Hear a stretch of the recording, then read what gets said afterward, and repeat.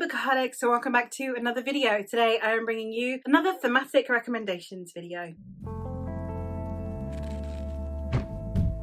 My thematic recommendations videos are ones that I have ongoing on my channel, and it is because I am a themes reader. I absolutely love reading themes. It's the most pivotal part of a book for me. So obviously I have decided that I wanted to compile recommendation lists for you if you are also really interested in just the themes that are tackled within a story. Today we're going to be tackling the theme of sexual intercourse and its prevalence or lack of within the story. I am not going to be using books that are erotic in any sense, simply because that's kind of a given that they are going to discuss sex in some way, shape or form, but also because I am not quite so well versed in a lot of the kinks and fetishes. I'm not really part of any of the community that surrounds erotica in a very prevalent way. I don't want to be kind of misinforming people when it comes to some of the depictions of types of sex that are depicted in the books. So I just read those for joy, for amusement sometimes, and therefore they're not ones that I'm going to necessarily be discussing within this video. It's more books that discuss sexual intercourse in a different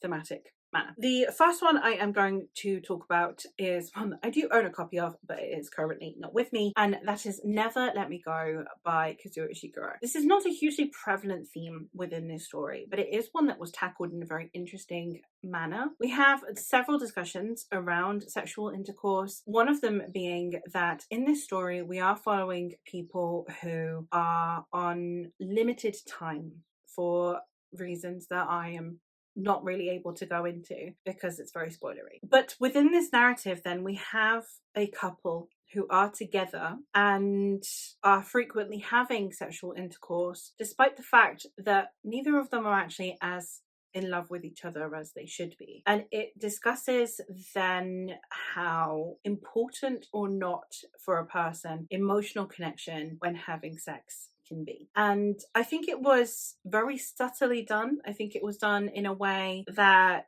it's a blink and you'll miss it kind of conversation, but at the same time, if you do pick up on it, it is one that does leave you thinking for a little while. Another aspect of it as well is that we do have a character who is female who is looking through pornography and the different repercussions that that causes on people's opinions of her. Those who think that, oh, she's looking at porn, and would it have been treated the same if it were a boy, versus someone else wondering what it is exactly that she is looking for. And it's a very complex conversation to be had, and again, not hugely prevalent within the story, but just one that I found noteworthy enough that I thought it provided with a different type of discussion around sex itself. One that essentially discusses the absence of sex, or the absence of necessity for sex, is actually the Queens of Renthia series by Sarah Beth Durst. Given that a lot of stories that surround royalty especially tend to then inherently be intrinsically linked to the need for an heir, which then in turn will lead to sex and whether or not you should be having sex for pleasure or sex out of need, which is a very strange thing, and the need for descendancy, etc. This is a series in which the heir to the throne is not the heir because they are related to the current queen. It is who has the magical abilities to uphold what the queen needs to uphold, which is to protect her people from the spirits of the forest that are attacking humans. So within this story we are very much following it from a gaze of descendancy is not important. Obviously procreation to keep a population going is important, but descendancy is not, at least not in the because you inherit from your parents kind of way, which means that babies would come about in a much more organic way. It is just people having sex, they get pregnant, instead of we need to keep having sex until we have a baby, which I just think, again, not hugely prevalent. It's not really discussed. It's just something that is part of this society that I think was really refreshing to read, to take the pressure off of sex in a way that I thought was done just very gently. And a lot about this book, this series, is very gentle. And we do also have a character who is a mother, and what comes of being a mother, especially if she does not have the best relationship with the father of her children, etc. Subtly discussed, but interesting nonetheless.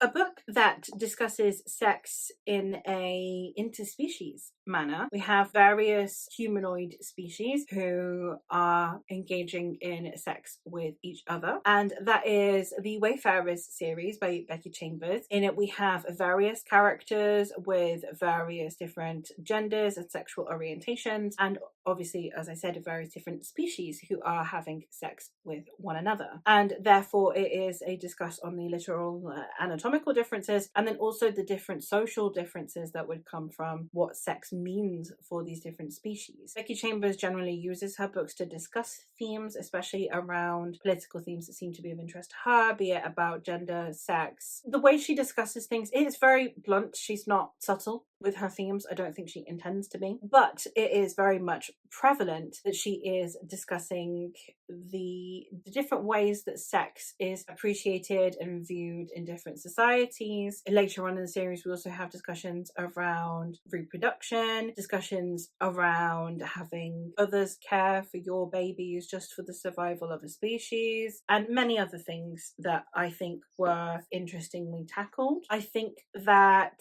in a way, Becky Chambers does a thing where she brings in humanoid alien species to remind us of how human they are, which I think was done really well. And the discussions around intercourse and what that means, and what monogamy versus polygamy might mean for someone, or if sex and romance are the same thing. And I think that they were all tackled in a very forthright manner. The next one that I have is one that I will mention that there are a lot of content warnings for this book, so do please check them all before you read this book if it does sound interesting to you. But that is Who Fears Death by Nnedi Okorafor. This is one that tackles sex in terms of whether or not men and women experience sexual pleasure the same way, whether or not socially men and women are allowed to experience sex in the same way. We do have genital mutilation on women,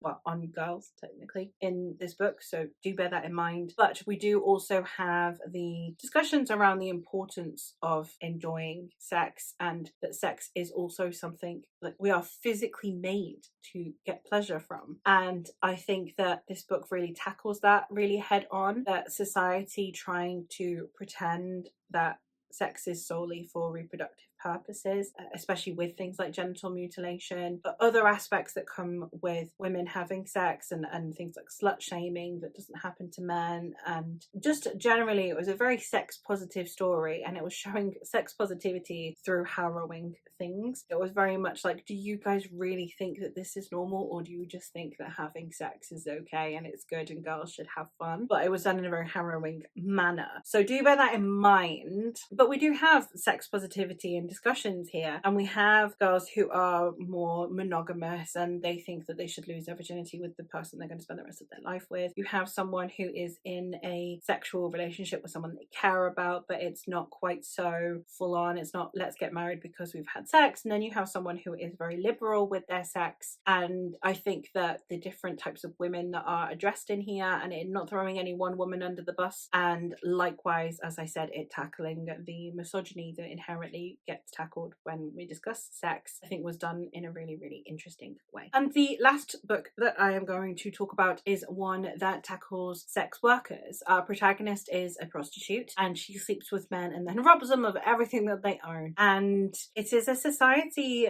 that is very aware of this, and I think that was handled really well, so I wanted to mention that in this video. And that is The Starlight Jewel by E.L. Lyons. This is one where we are following our protagonist Axley, who is, as I said, a prostitute, and she is the Starlight Jewel. She is the one. She is the one that basically she gets to pick whichever man she wants as her target, and she gets to get whatever she wants out of him. And this one is very interesting to me because it is a society in which the men then afterwards have to go report that all of their belongings have been taken by the woman that they slept with, and the police are very much just like, yeah, well, you kind of brought it on yourself. You slept with her, you brought her to your room. It kind of sucks to be you. It's a known thing. You thought you were going to be different, that she was just madly in love with you. Reap what you sow. And I really, really like that approach, because normally whenever it's about prostitution, you then have these women who are easily incarcerated, who are beaten, who are treated really badly. And in this one, instead, it is very much just like, well, you fucking brought it on yourself to the men instead of to the women, which I really liked. And especially because you have several of the characters really have an appreciation for these women. They're like, well, you know, you're another sucker that fell for it. And I like that. I like that because it doesn't get discussed in that way ever. It's never, you slept with a girl and she took your change, sucks to be you. It's always like, oh well, she's clearly a horrible human being and how dare she exist. So I appreciated the spin that it had on sexual consent, I suppose. And yeah, I really liked that element in this story, and especially because we're getting a protagonist who is a prostitute, who is smart, and she is strong, but she's also caring, she's kind, she cares about her people and her society. She's not someone who is just this downtrodden heap of a human being who has ceased to care about anything. She is still someone who is very driven. She is someone who is still very much a human being, who is autonomous. She's not a belonging, she's a person. And I really, really loved the way that that was tackled in this story. But there you have it. Those are 5 thematic recommendations I have for you with books that tackle sexual intercourse. And that is it for this video. Let me know what books you think have a slightly interesting take on sex and sexual intercourse and how it works. And let me know if you plan on picking up any of these books. But that is it from me for today. So thank you ever so much for watching, and I'll hopefully catch you in another one soon. Bye!